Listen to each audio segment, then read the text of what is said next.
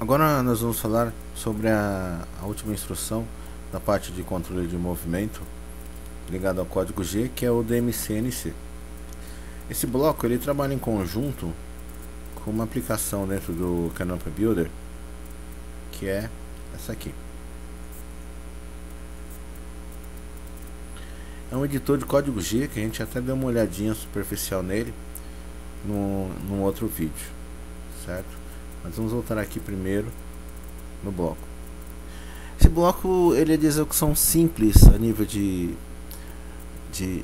programação dentro da rotina de aplicação, porque você só define uma memória para habilitar ou não, define quais os eixos você está usando, coloca quantos eixos são. Aqui você tem um pause, caso você queira parar a execução do comando, tá?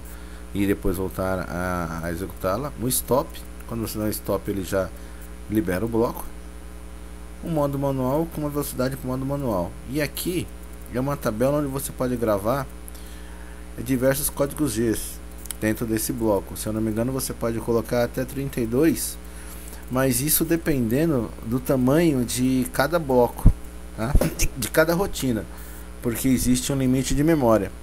Eu fiz um teste, eu coloquei um programa até que grandinho, entendeu? E eu tive problemas na execução dos outros blocos e demorou até um pouquinho para eu descobrir o que estava acontecendo, mas era estouro de memória, certo? Aqui são as mensagens normais, tá? Pronto, erro e o código do erro.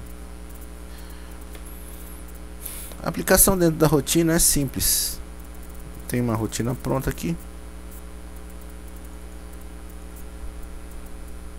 É a mesma que a gente usa, deve ter usado de outras vezes, tá? Aqui a gente tem os blocos para habilitar o servão de cada eixo. Eu estou usando 3 eixos, como sempre. Aqui esses 3. O XYZ improvisado aqui.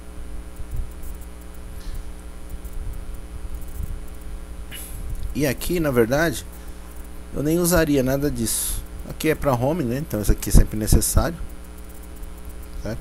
Isso eu não preciso. O reset caso haja algum erro na operação.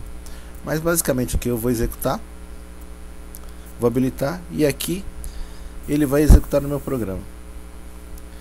Como ele vai funcionar aqui nesse ponto? Digamos que eu tenha feito 10 rotinas. Aqui no caso eu fiz 5 rotinas em código G. Eu vou colocar aqui qual o código. Na hora que eu habilitar ele vai executar automaticamente. Antes de entrar aqui, só para ilustrar, vou colocar aqui nessa rotina 4. Tá aqui, vai fazer essas curvas, uma em cada plano. A gente vai detalhar isso. Então no que consiste isso? Eu viria aqui, vamos baixar, solta.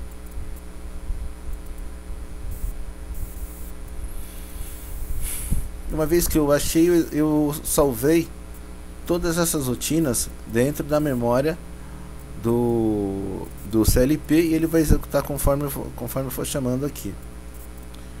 Vamos habilitar aqui, fazer barulhinho de novo. 71. Vamos habilitar aqui a rotina 4. É esse número, não esse, tá? Porque aqui é o número que eu posso colocar onde eu quiser, onde peço, que vai identificar isso daqui. Depois eu vou voltar para mostrar como a gente cria essas lógicas. Rotina 4. A partir do momento que eu habilitar,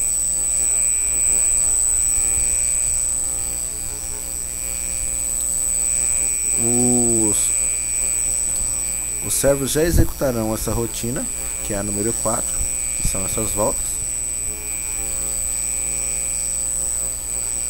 E quando concluírem, se der tudo certo, vai indicar aqui que a função foi executada com sucesso.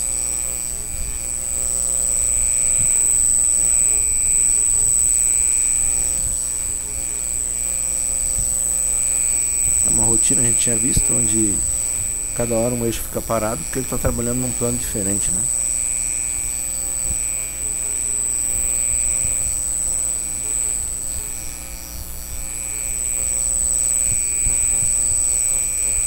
executou.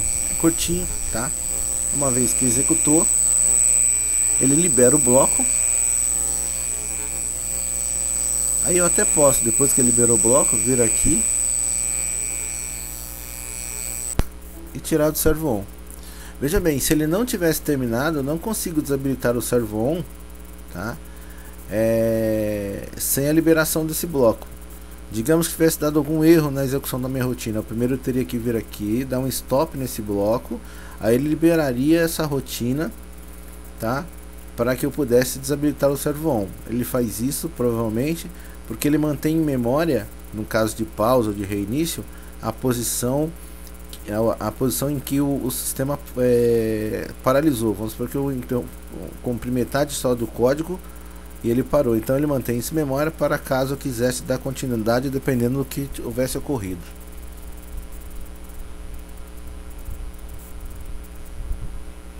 Então o comando do bloco em si ele é bem simples.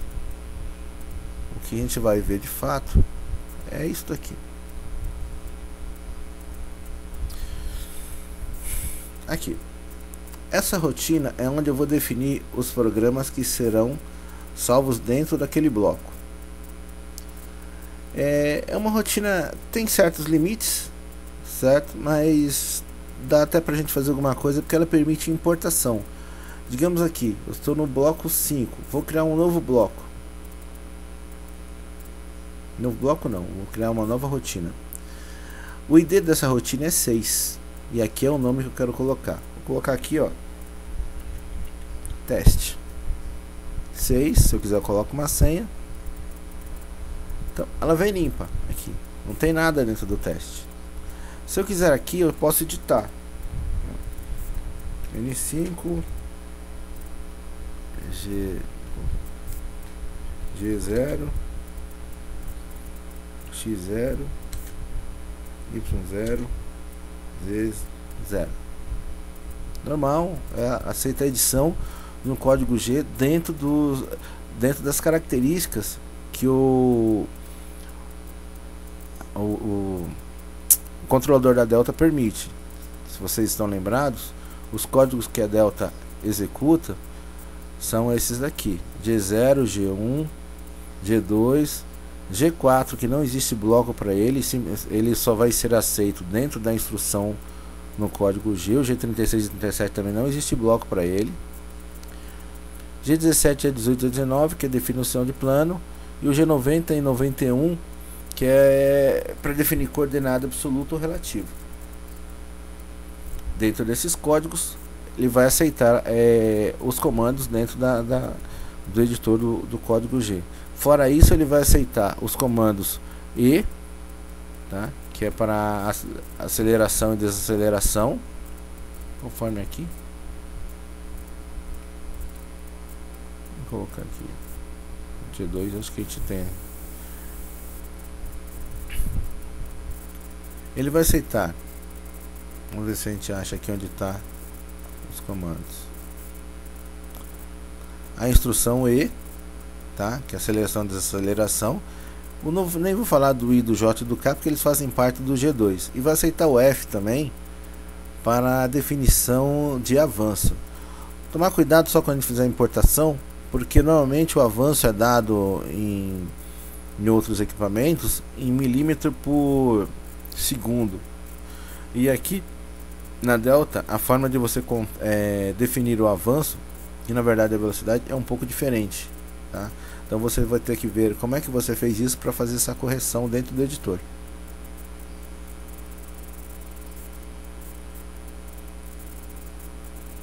Tá aqui, certo? Tá meu código. Por que não apareceu nada? Porque eu não defini nada aqui. A partir do momento que eu coloco aqui, ó, N10 G1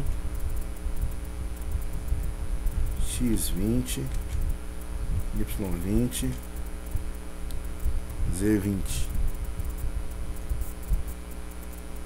O que ele fez? Ele já abre aqui para mim um plano. Nesse plano, no formato XY ou ZY, o ZX ou o ZY. Eu costumo usar aqui o ZX, porque eu posso fazer uma rotação aqui. Eu posso abaixar ele aqui um pouquinho. Aí eu consigo ter uma visão legal. O que eu tinha feito? A gente tinha feito um movimento interpolado, tá? Linear, que terminou na coordenada x20, y20, x20 seria aqui mais ou menos, y20, z20, tá? Ele parou aqui no meio.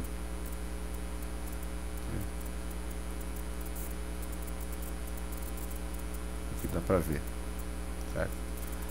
Então dá pra gente ter uma noção. Não é fiel isso daqui, muitas vezes a nível de coordenada, principalmente quando a gente está trabalhando com código G, mas dá pra ter uma boa ideia de como vai funcionar. Então a gente acabou falando disso daqui. Isso aqui, ó, é pra gente definir se a gente vai usar grid ou não nos planos. Aí sumiu um aqui, voltei. E aqui é para voltar para o tamanho natural, certo? Vem aqui e aumenta.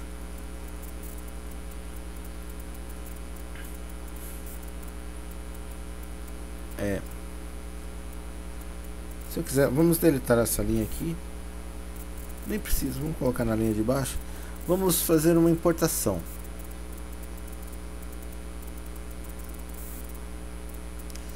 Aqui é para que eu importe um código, algum arquivo que eu já tenho definido, tá? Em DXF.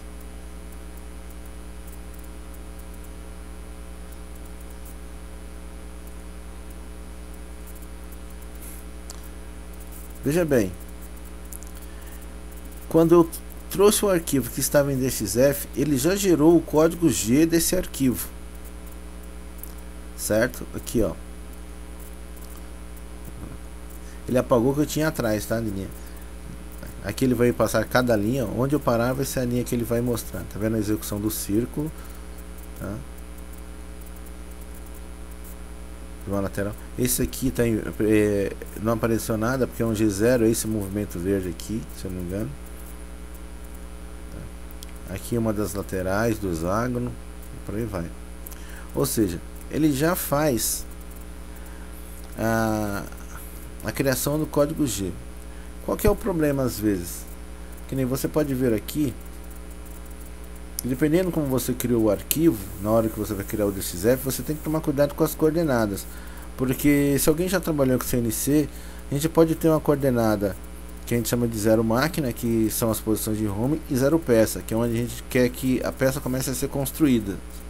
Aqui eu não tenho como definir isso, então eu já tenho que fazer o desenho que eu vou importar, ele já tem que fazer essa previsão. Por quê? Porque, por exemplo, aqui no meu plano XY, tá? Aqui, ó, eu estou tendo coordenada negativa. Aqui. Ou seja, eu estou descendo aqui, estou na parte de baixo. Perdão, estou na parte de baixo. Então, na hora que eu fizer a importação do desenho, o desenho já tem que prever uma posição onde de fato a peça vai ser construída, porque senão eu vou ter que editar isso aqui campo a campo,